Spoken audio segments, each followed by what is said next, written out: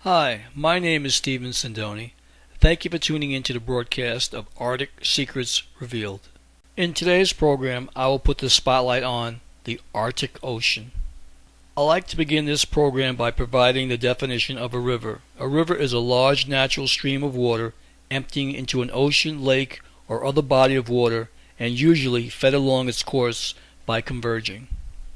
The Arctic boundary is often drawn along the Arctic Circle, 66 degrees longitude, 33 degrees longitude, but in places the Arctic conditions manifest themselves in more southern regions. The Arctic Circle is a boundary north of which the sun never rises above the horizon during the winter solstice on December 21st and never sets during the summer solstice on June 21st. As we travel further north, the length of the polar day and polar night increases, reaching 6 months at the North Pole. During the long polar night, light comes only from the moon and northern lights. After studying the Arctic North for many years and also doing a narration for the Smoky God, I felt there was still too many unanswered questions. And hundreds of times thereafter, I still thought it was possible that the world's geography was incomplete. And the thought would come back and haunt my mind. Olaf Jansen's story, Olaf Jansen's story. Olaf Jansen had been a fisherman off the coast of Norway, in the region of the Lofoten Islands, from whence he had made many trips still farther north to Spitsbergen and even to Franz Josef Land. But the statement that I found most interesting was the statement that was given by Olaf Jansen to George Emerson Willis, and the statement read as follows: God created the earth for the within, that is to say, for its lands, seas, rivers, mountains, forests, and valleys, and for its only other internal conveniences, while the outside surface of the earth is merely the veranda, the porch, where things grow by comparison, but sparsely like the lichen on the mountainside, clinging determinedly for bare existence. Olaf Jansen would then go on to say, take an eggshell and from each end break out a piece as large as the end of this pencil. Extract its contents and then you will have a perfect representation of Olaf Jansen's earth. The distance from the inside surface to the outside surface, according to Jansen, is about 300 miles. The center of gravity is not in the center of the earth, but in the center of the shell and crust. Therefore, if the thickness of the earth's crust or shell is 300 miles, the center of gravity is 150 miles below the surface. And through the years and a great number of stories that I've narrated, in logbooks, Arctic explorers tell us of the dipping of the needle as a vessel sails in regions of the farthest north known. In the opening of this program, I gave you the definition of river. According to Olaf Jansen, in the beginning this world of ours was created solely for the within world, where are located the four great rivers, the Euphrates, the Pison, the Gihon, and the Hiddekel. And interestingly enough, these same names of rivers, when applied to streams on the outside surface of the earth, are purely traditional from an antiquity beyond the memory of man. And on the top of a high mountain near the fountainhead of these four rivers, Olaf Jansen, the Norseman, claims to have discovered the long-lost Garden of Eden, the veritable navel of the earth, and to have spent over 2 years studying and reconnoitering in this marvelous within land, exuberant with stupendous plant life and abounding in giant animals, a land where the people lived to be centuries old, after the order of Methuselah and other biblical characters, a region where 1/4 of the inner surface is water and 3/4 land, where there are large oceans and many rivers and lakes, where the cities are superlative in construction and magnificence, where modes of transportation are as far in advance as ours, as we are, with our boasted achievements, are in advance of the inhabitants of darkest Africa.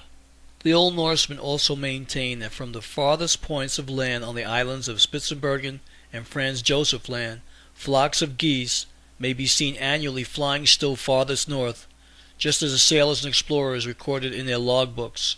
No scientist had yet been audacious enough to attempt to explain, even to his own satisfaction, toward what lands these winged fowls are guided by their subtle instinct. However, Olaf Jansen has given us a most reasonable explanation.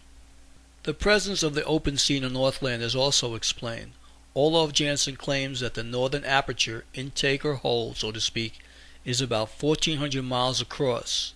And some of the rivers within, Olaf Jansen claims, are larger than our Mississippi and Amazon rivers combined in point of volume of water carried. Indeed, their greatness is occasioned by their width and depth rather than their length, and it is at the mouths of these mighty rivers, as they flow northward and southward along the inside surface of the earth, that mammoth icebergs are found, some of them 15 and 20 miles wide and from 40 to 100 miles in length. And would you not consider it strange that there has never been an iceberg encountered either in the Arctic or Antarctic Ocean that is not composed of fresh water? Modern scientists claim that freezing eliminates the salt, but Olaf Jansen claims differently.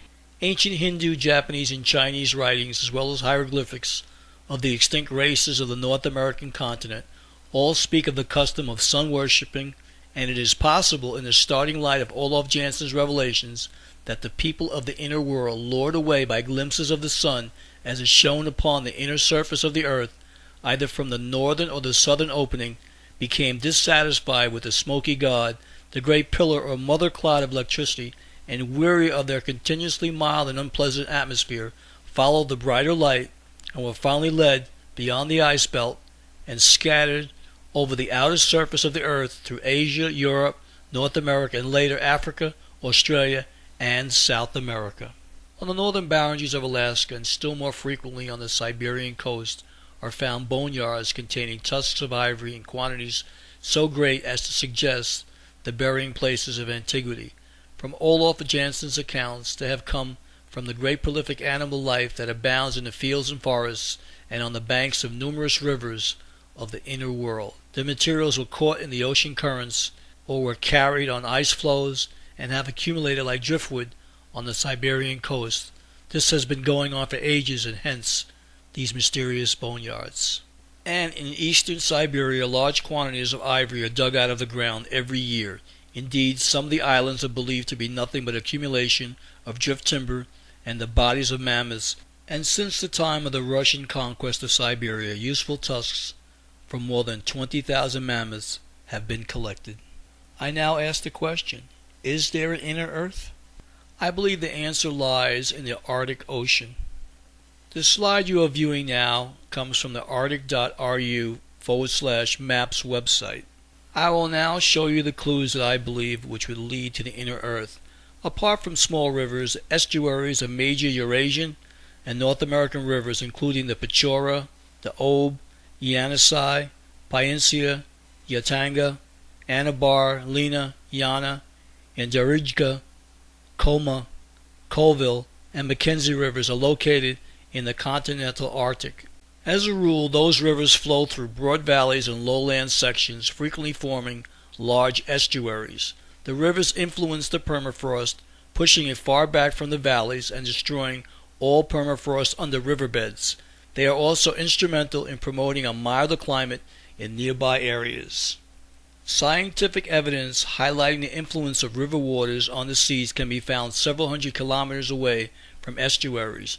Notably, such waters influence the hydrological and ice regime of regional seas.